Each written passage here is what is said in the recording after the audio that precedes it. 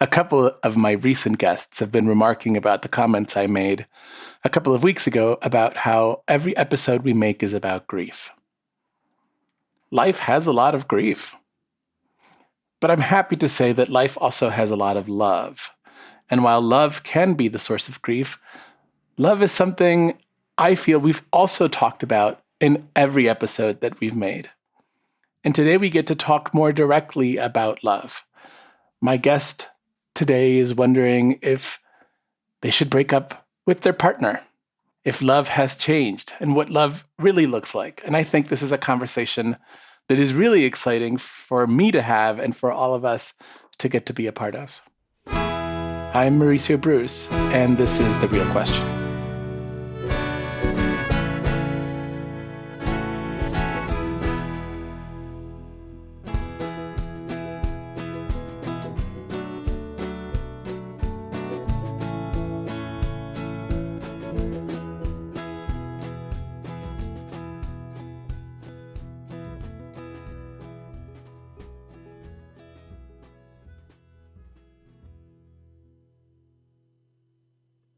Hi, welcome to the show. Thank you. Thanks for having me. You're very welcome. I'm excited to get to know you and to get to talk with you. You know how we begin this. I ask you if you could share anything with the world, what would you like to share about yourself? Okay, here's my little tidbit that I want to share with the world. I collect salt and pepper shakers. Oh. And I found out that my grandmother did too. And I never even met her. Wait, you didn't meet her because she had passed away before you were born, or? Yeah, she passed away before I was born. And I found out a little while ago that she also collected them. Wow. So I have this like little connection to her. So this has been passed down the family line, this passion for salt and pepper shakers. Only like I have a lot of ugly ones. I have a lot of like really ugly ones that my family members keep giving to me. And I'm too sentimental to get rid of them.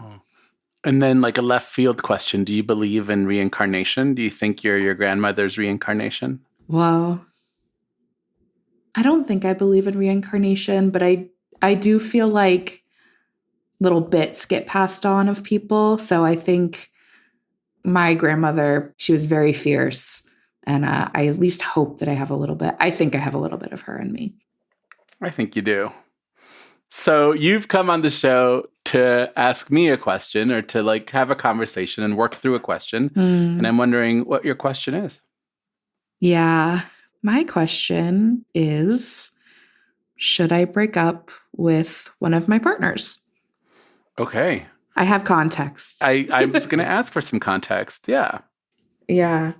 I have two partners. Okay. And they're both wonderful human beings. Sure. I have a partner who I live with. And then I have another partner who I do not live with. The one who I don't live with is the one that I've been having some like feelings and yeah, some hard feelings around. Okay. I'm polyamorous. They do know about each other. It's all ethical. They're even good friends. They get along great. So it's not that. I have been going through a lot in my life right now. I lost my job. I moved. I'm also chronically ill. And there's just like a lot on my plate. And I have a lot of family shit. And when I moved, I guess that's the other context, right? I for the past 4 years of our relationship, we were long distance. Oh, okay. And for the past 2 months of our relationship, we've been living in the same city. And I think I thought when I moved here, things were going to feel easier and simpler in that relationship. And I've been like finding myself feeling like I'm feeling less of a desire to like spend time with them. And like sometimes even feeling like a little I hate saying resentful. I don't know if that's the right word, but like, oh, like I'm so tired and I don't want to do this. And like, I don't want to go out on this date or do this thing. right now when I think about having to like make a plan with them or something. Yeah.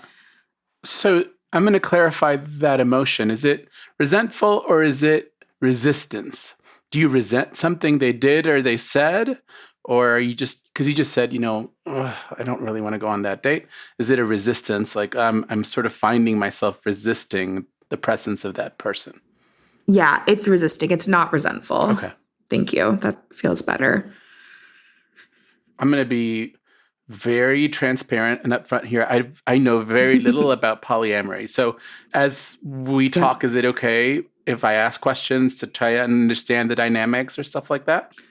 Yeah, 1,000%. Because I would say, like, even within polyamory, everybody does it a little differently. sure. I think that's kind of the thing that I love about it. Like, the way I see it is like I don't only get to define my romantic relationships, I get to really like think and define my friendships as well. I think it's allowed me to craft the kind of relationship that I really want to be in across all of my relationships. So yeah, ask any question. I love talking about it. So I'll give you a secret first, a therapeutic secret.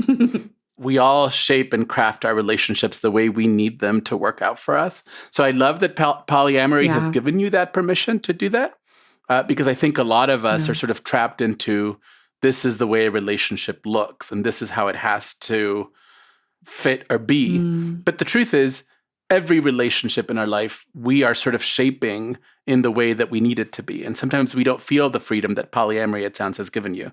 So I'm excited to talk about that too. Yeah, absolutely. Okay, so let's go way back.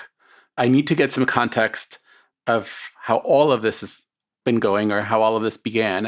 I also want to give your two partners pseudonyms or something so we can talk about them without breaking confidentiality. So can you come up with quick pseudonyms for them?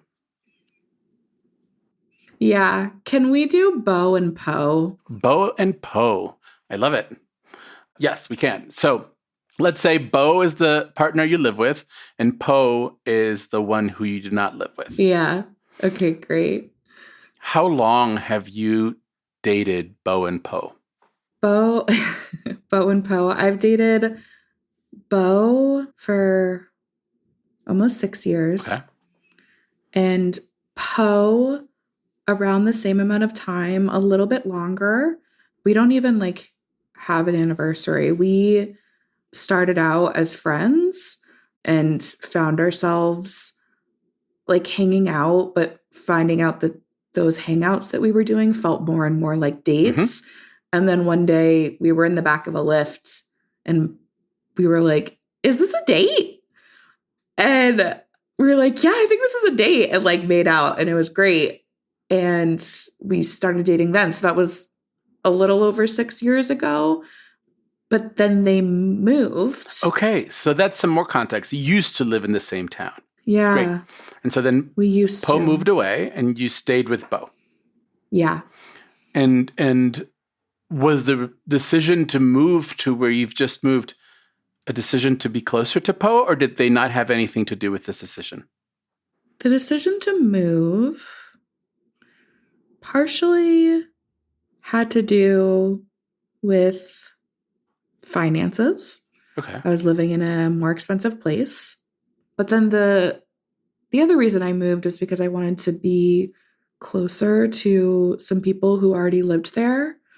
And Poe was one of those people, but wasn't the only person. Yeah. Okay. So it was like community. Like the reason I moved was for community, but it wasn't one specific person. If Poe would have not been living here, would you still have moved? Yeah. Great. And so you've been feeling sort of resistant to hanging out with Poe. Yeah. And so walk me through, where does that resistance turn into the question, should I break up with them? So at first I thought that the resistance was my mental health. And I was like, okay, this isn't the relationship. This is just me. And like, that's not a reason to end things. And there's a part of me that thinks that that still may be true. Mm. But the other thing is that there are people who I feel less of a resistance making plans with. It feels easier. And when I say there are people, there are two people. Like Bo I live with. I pee with the door open. You know what I mean? Like when I'm with Bo, I feel like I'm just at my most base self. And the other person is my best friend who also moved here. I'm like, okay, I can show up to their house and like not have showered in 3 days. And we can like even just like not talk to each other and it's going to be fine. I don't have to like be a specific way or like put anything on. Yeah. We can talk or not talk for hours and still find things to not talk about. Yes. And I don't find myself feeling that way with Poe. Perfect. Yeah. Like I need to have more energy to like go on the date, to have the interactions. And I'm like, shouldn't I feel the same way? Like, shouldn't I like be there, you know? And I'm just not sure. I know that long distance has made things complicated. Like up until us moving together, like we saw each other every couple of months.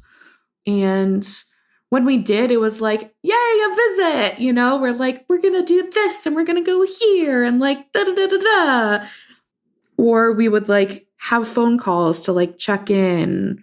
And like that was kind of a relationship. And now it's different. Like we can like meet up whenever. And we can go on dates like every week if we want to. And it's a big change. So it sounds like the way the relationship had shaped over distance was a little bit more casual. Like we'll check in on each other. We'll see each other every couple of months. Yeah. There was not very much more that relationship required of you. Yeah. And it also sounds like right now, the pressure to hang out, to go on dates, to be a partner is almost, and I'm interpreting here, you can push back, but it is requiring something of you that it seems you just don't have the energy or the desire to give. Yeah. I think the thing I've been struggling is figuring out whether it's energy or desire. That's where it's been sticking for me. Tell me more. Yeah, I think for some reason I feel like less guilty if it's just energy. And I could be like, hey, can we just like slow things down until I'm feeling better and then like step back in and reassess. But if it's desire, that feels terrible. And I'm like, they're such a wonderful human and they're hot. And more importantly, they're a wonderful human. I don't want to like hurt them and be like, I don't feel as much desire to be your partner anymore. Like that is terrible. And like, if I have to do that, if that's true, then I'll do it. But I don't know. I think I really struggle with the difference between partnership and friendship. And like, I struggle with the question of like, what is romantic feelings, you know? And I feel like I can watch a rom-com and the rom-com's like, if you don't feel it, then you just end it. It's like that simple. And I'm like, this doesn't feel simple to me. Does that make sense? Yeah. No. I mean, everything looks simpler in a movie, right? Yeah. But this question that you just brought up, the difference between partnership and friendship, I think that's super important to define for us today and to answer even your earlier question. Yeah. So tell me, how do you define it? Let me take out my dictionary. No, but let's start. I mean, so by asking that question, you're saying, I feel big things both when I'm with a friend and when I'm with a partner. Feelings isn't the way that those are differentiated. Yeah. So if feelings can be big in both friendships and partnerships, then what's the difference? Or let me ask you this. Right now, in your mind, what's the definition? What is a partnership? I think a partnership is making big life decisions together. I think that's part of it. Like considering the other person in your big life decisions. I think it is feeling safe and comfortable. That's friendship too, though. So this gets confusing. Well, let's start with that distinction you've already made. Partnership is making big life decisions and considering the other person in those decisions. Yeah. And so, for example, when I asked you, did you move here for Poe? Would you have moved here if Poe wasn't here? You said, yeah, no, I didn't move here for Poe. It was sort of a bonus that they were here, but I moved here for community. Yeah. So using that one thing you've just said, partnership is making big life decisions, considering the other person. I'm already wondering, and this is unfair, it's just one fact, but I'm already wondering what the relationship with Poe looks like for you in your mind. You told me earlier that you were with Poe on the back of a lift, and you were like, we're friends. And they're like, oh no, wait, is this a date? Oh my God, I think it's a date. And it was like that line between friendship and partnership was blurry there. And I'm just curious, was it blurry because, wow, we have big feelings for each other. I love you so much. You're an amazing person. Or was it blurry because, you know what, I think I might want to build something with you and sort of take you and make you an integral sort of part of my life? Yeah. So we didn't decide right then and there to be partners. Yeah. We were just like, this is a date and we want to make out. Yeah. We're like attracted to each other. I think that moment was realizing like there was a sexual component. And like there still is. Like I still am very attracted to them. It's not just that though. I just want to reiterate, like I really do care about them a lot. I believe you. And we started out using different terms for each other. Like sometimes we didn't use these, but like example, like sometimes polyamorous people, when people are maybe casually dating or just like not quite as serious, they'll use like sweetie or like something like that. Yeah, a lot of the time sweetie is the thing that we use. And we didn't use that, but we didn't go to partner. And it took us a few years before we started using the term partner. And so you would say, oh, this is Poe, they're my sweetie. Yeah. Okay. And did you guys have a conversation about shifting to partner, or did it just sort of happen organically? No, we did have a conversation. Great. It was after years, and it was after like we had gone through a lot, not like in our relationship, but like we each had been going through a lot in life and had been like really supporting each other and really like they became somebody who I went to for support, like one of my first people I went to for support, and the same for them. Like they came to me for support whenever they, you know, I was like, if you have like your starred contacts, like I was up there and they were up there for me too. They were a safe person for you. Yeah, absolutely. Okay. So you've added to the mix a sexual attraction to each other.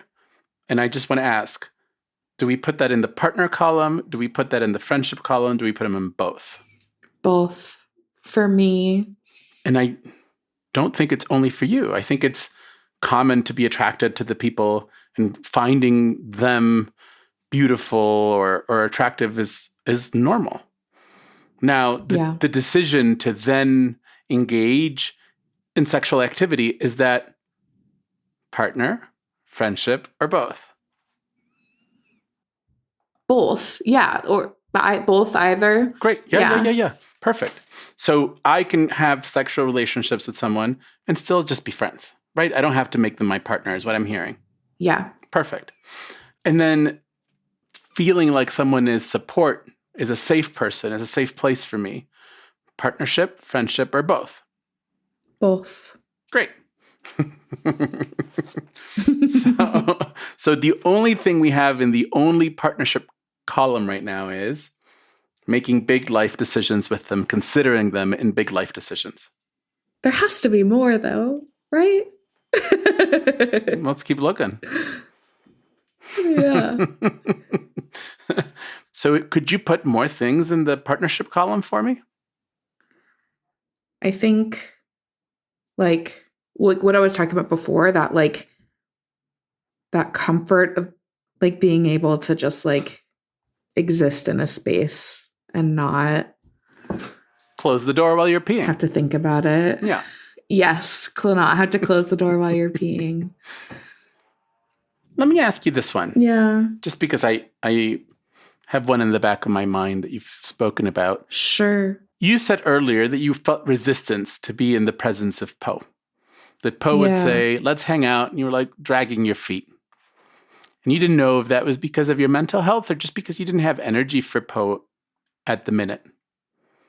Now, you've also consistently said that you still feel very attracted to Poe and that you find them very sexually attractive. And I'm using that word to try and separate desire from attraction. Like the desire to be in the company of this person from I'm really attracted to this person. And I'm wondering if this desire, this almost, we could call it a comfort, a safety, a need, we can put in the partner column versus the friendship column, or if that feels weird to you. No, I don't think that does feel weird. There's two people in my mind who I'm like, if I didn't see or hear from them, I mean, especially with Bo, like if I didn't hear from him for a day, I would be like, oh my God, what am I going to do with my life? Not actually, like I would be fine. But yeah. And there, I have someone else in my life. I think the time is a little bit different. Like I'd be like, if I didn't see them or talk to them for a week, like that would be really hard. And I think I feel less of that with Poe now that I'm thinking about it. Great. So there's a desire, and listen, Bo is a sexual partner, and you have a partnership with Bo. And certainly we can have friends who are more, you said, more partner-like, and they don't have to be sexual partners, right? We can have non-sexual partners. But what I'm hearing is that Poe has sort of stepped away from that desire place where you're like, if I don't hear from Poe for a couple months, that's okay. Yeah. Now, just to throw a wrench into this, I need to consider if that's a product of you guys having done distance for some time. Yeah. And if you've gotten used to not being in the presence of Poe for long periods of time and you've gotten comfortable and that's become sort of the norm for the relationship. Yeah. I think I worry about that too. Let me ask for one more clarifying question, which I didn't ask at the beginning. How long ago did you move to this new place to be closer to Poe? 2 months. Okay. So it's like the beginning of something new. It's a new season in your life. Yeah. And I heard from you before, you lost a job, you moved. There's a lot of family stuff going on. There's some depression. There's a lot of change in the air. Yeah. And sometimes when there is a lot of change, we retreat to those safest places in our lives, right? Yeah. Which could be Bo, which could be other places, but this is something that we do. It makes sense. Poe has not been in your life this constantly for some time. How many years have you guys lived apart? I want to say like 4 years. Okay. So there's been 4 years of this other kind of routine in your relationship. Mm-hmm. And this is not to say, I'm not trying to say, end the relationship, don't end it. But I'm just wondering As this new phase is starting, would you be interested in exploring how this new phase feels before making a decision, or is that not interesting? I think I do. The hesitancy I have is that I feel like I'm like keeping something from them by not sharing how I'm feeling right now. Yes. So would it feel appropriate, or would it feel more transparent to say, I'm going through a lot of change. Can you and I work out the terms of our partnership? We used to be a distance. We used to talk once a week. Can we keep that for now so that that one thing doesn't change? Can we talk once a week? Can we see each other Mm. and have sort of a long weekend every other month? Oh, that sounds kind of nice. I think they 100% would be open to that conversation. I think what's been holding me back is I know that they're also going through a lot right now. And so I've Mm-hmm. been wanting to protect them and not like say something that might hurt them. And so instead, I've just been hiding in my little hole and like feeling bad. We've been having conversations on this show about endings recently and about how afraid we are of endings. And so, how we might stretch something out in order not to end it. And you're Yeah. sort of feeling that, right? I don't want to just keep tugging them along if I'm sure that this isn't the place I want to be in. Yeah, because I've been tugged along. I think a lot of us have both been tugged along and done the tugging. And when you're on the other end of that, it feels bad. Like I know it feels bad. So I've been like, I don't want to do that to them. Like I don't want to do that to Poe. I care so much about them. So, within polyamory, in this freedom that you say polyamory gives you, is it possible to have an everyday partner and an every other month partner? How does it work within your own definition of partnership and love? I think that that can work as long as that feels good to everybody involved. I Of think course. the question is like, are they going to still feel loved and supported if we have this new dynamic?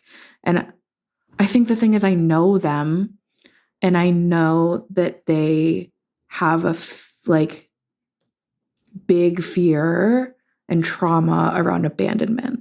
Are you not breaking up with them to protect them from their abandonment trauma? Maybe. I was just so relieved when you brought up the every other month thing. I was like, I could totally do that. But then I'm like, that doesn't feel like a partnership to me. I think it's because I know I'm like intentionally keeping distance. I think that doesn't feel like a partnership to me. So it feels like within our list of partnership, consider them in big life decisions, safe place, and desire, one of those isn't there. Yeah.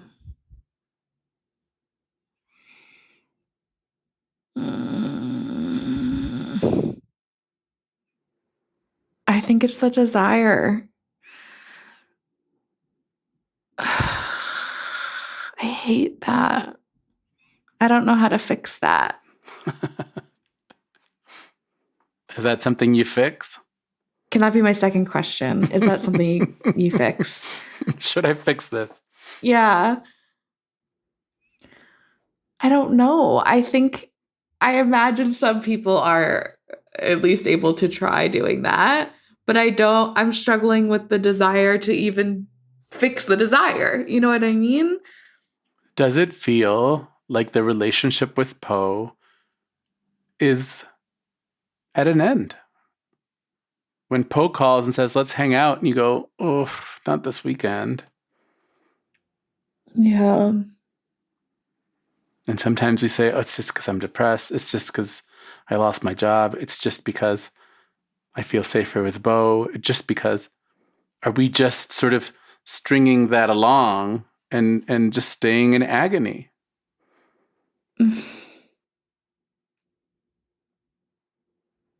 Maybe. I think so. I've had so many relationships where it was so clear that it was done.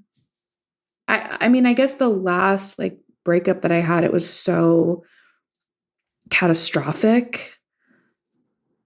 And that's not what I'm having right now. So I'm just like, that's not this. Like this is no, I think that it's over. I think that it's over. And I just have been really just not wanting it to be over because they are so good. And I do enjoy spending time with them a lot of the time when I'm with them, you know?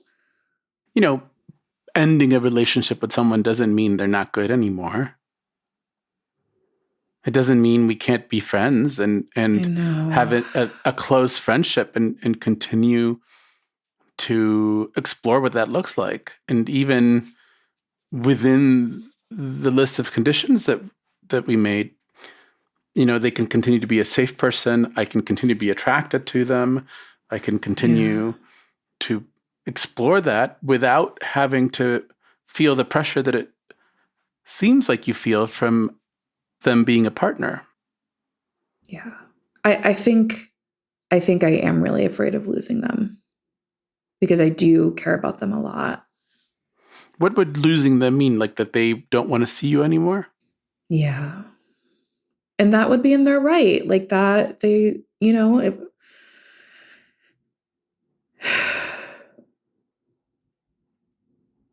like I would understand that. Yeah, I don't even know if that's a conversation right now because you haven't Yeah. had that conversation. Yeah. I mean, if we're going to have that conversation, we could also have the conversation where they go, "Oh my God, I'm so glad you said it. Like, yes, this feels better. Like, Mm. let's be friends again." Right? Like, Yeah, no, I know. I know. so I'm just going to bring us back to our opening question, which was, should I break up with one of my partners? And I'm wondering where you're sitting with that right now. Yeah, I feel like I felt something loosen in me a little bit when it started to sound like that was the right thing to do. I had a moment, I don't remember exactly when or what we were talking about, but I was like, "Oh shit. No, I think I need to." And instead of feeling like more stressed or more upset, like I felt something inside of me just like unknot a little bit, like Yeah, that's the way forward. Not making the knot tighter or more complicated, but of loosening the knot up. yeah.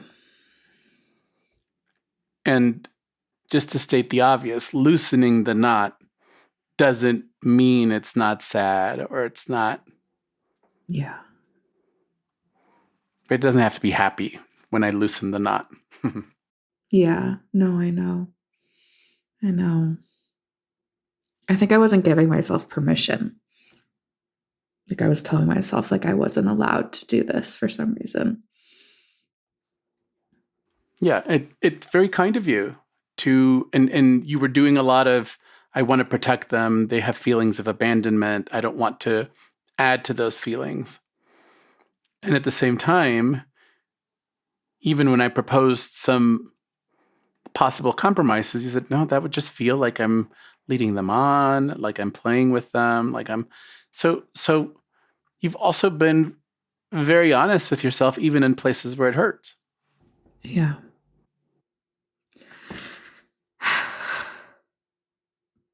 I was so much more talkative in the beginning of this episode.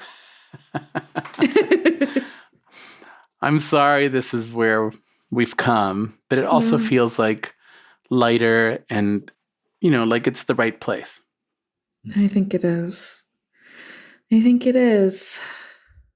And know there's a community of people listening to you who are going to support you and be cheering for you, whatever you decide to do. Yeah. Thanks, community.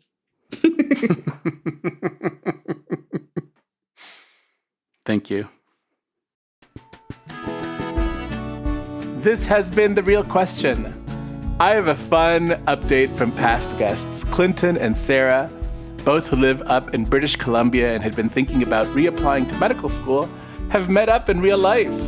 The community is coming together, and I love that. I hope that their meeting was fun. I hope that getting together and talking about their projects has helped them really find a direction for what they want to do. And I hope we keep getting more updates like this. Our show is funded through our Patreon at patreon.com/realquestionpod. Another way you can support this show is by leaving us a review on Apple Podcasts or wherever you're listening. You can also follow us on Instagram and Facebook at Real Question Pod. We're always looking for more guests, so go to our website, fill out the form, and submit a question. Our website is realquestionpod.com. We love to shout out our BFF tier patrons: Renee Underhill, Christina Igu-Brandon, Jackson Paul Keeley. Shout outs to you. Thank you.